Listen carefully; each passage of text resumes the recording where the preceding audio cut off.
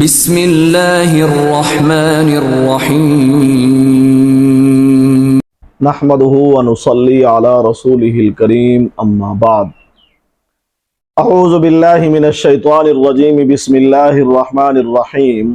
محترم سامعین، السلام علیکم ورحمۃ اللہ وبرکاتہ۔ سامعین، آج ہم خواب کے اندر پہاڑ کو دیکھنے کی تعبیر کو بیان کریں گے۔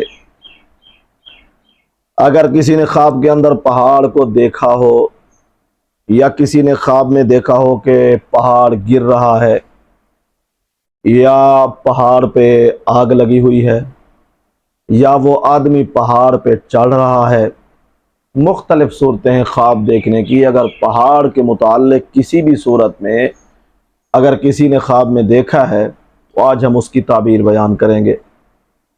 تعبیر بیان کرنے سے پہلے مختصر یہ، آپ میں سے اگر کسی نے خواب دیکھا ہے اور وہ تعبیر جاننا چاہتا ہے تو ویڈیو پر دیے گئے واٹس ایپ نمبر پہ رابطہ کر کے آپ رہنمائی لے سکتے ہیں۔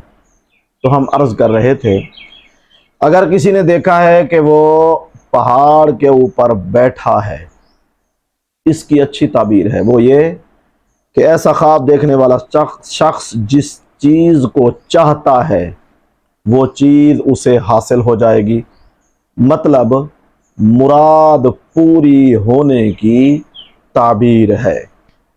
اور اگر کسی نے خواب کے اندر دیکھا ہے کہ وہ پہاڑ کے اوپر چڑھ رہا ہے، اب پہاڑ پہ چڑھنے کی دو صورتیں ہیں۔